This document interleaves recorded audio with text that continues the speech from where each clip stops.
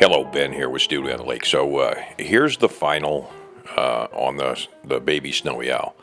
That's how he came out. I lost a lot of the footage for some reason. I'm back down here in Iowa, and I noticed I need to clean up around that eye a little bit, but his eyes have got a little bit of a black rim paint on there. I might come back and put some more on his head, and then I did do some antiquing, which really brought the feathers out.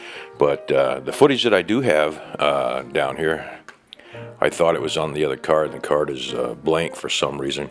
But here's the first coat. This is a coat of gesso, and I just put it on the owl himself. And then he got about 2 coats of Josonia paint, and I put Josonia paint on him because that's what I paint with everything. It's an acrylic paint. I thin it down, and then I put smaller, thin washes on it. So I paint over the eyes each time, and then I'll come back and do what I'm doing here, which is take a knife and just scrape the paint off, and it leaves a real clean line around the eye that you really couldn't get if you were trying to paint. And the knife allows you not to scratch the eyeball. It seems to be pretty resilient. But you can see in that the claw is all painted. The rock, for lack of better reference, is on the bottom there. And in this I don't show the rock finish, but there's just a couple coats of browns and grays and greens and that sort of thing. Taking that through there. So, like I said, when I do paint, I'll typically, on a lot of times, I'll put a gesso coat on there. That gives it a real nice base coat. I don't put a sealer on most things before I do that. And then I'll paint over that with the acrylics.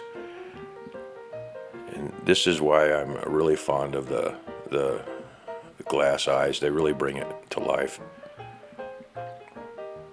So there really wasn't much to painting this, and as soon as I get done rambling on here, I'll show you the claws are painted, and then I'll show you what little I did with the banding on that and whatnot. So here's a shout out to Jordy Johnson, Just Carve Rob, Mark the Maker, all those guys, Uncle Kevin Carves, Ryan Cook, all the rest of you guys, you know I'm talking about, Gene Messer, Stennet Sticks, whatnot. So there's the Josonia stuff that I use. I use it exclusively. I have for probably 30 years now. It's a little more expensive, and you have to order it primarily online to get that. And then I'll take those things and use them. They're acrylics. I'll thin them down with water. And I can also put iridescent powders in there if I'm doing a bird that has some iridescent in there. I wasn't 100% pleased with the way this came out. He is done to a reference photo. I think next time I might, if I redo him again, I might put a little more depth into the face and exaggerate the feathers coming around the eyes. And I'm going to do some more owls, so you'll see that in the future. Update on stuff. Stuff is starting to roll in. I do have some chainsaw stuff coming in, and next week after I get back from Iowa, I've got 10 days, so I expect to do a little bit of stuff on that. I haven't decided what my first one will be, but it should be fun. And one of the reasons I was interested in is I like some of the owls that folks are doing, and it might be fun to play around with. So this guy, all told, I would say he has about 4 carving days in there of about 4 or 5 hours apiece. So a grand total of 20 hours. I think the paint's got 2 or 3 hours of paint on there.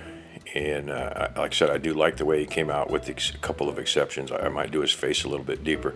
So here's a shot that was salvaged in the middle with Groot in the background there of his claws coming out. Once you get them painted, they really show up, and that's just a couple mixtures of yellows and oranges, and then a black for the tip. And I did his beak on the tip, and I did one more coat of white.